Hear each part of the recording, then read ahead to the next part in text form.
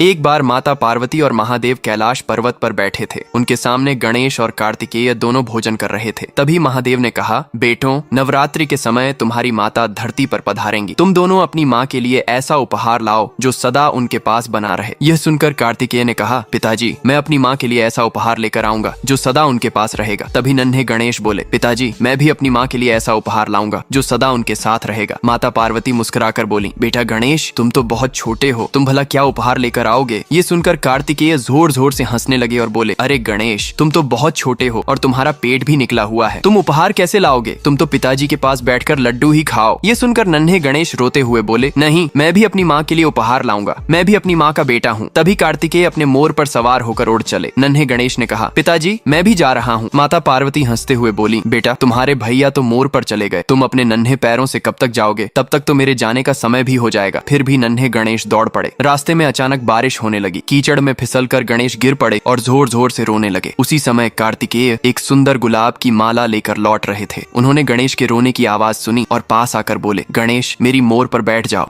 तुम बहुत छोटे हो, ये काम तुमसे नहीं हो पाएगा।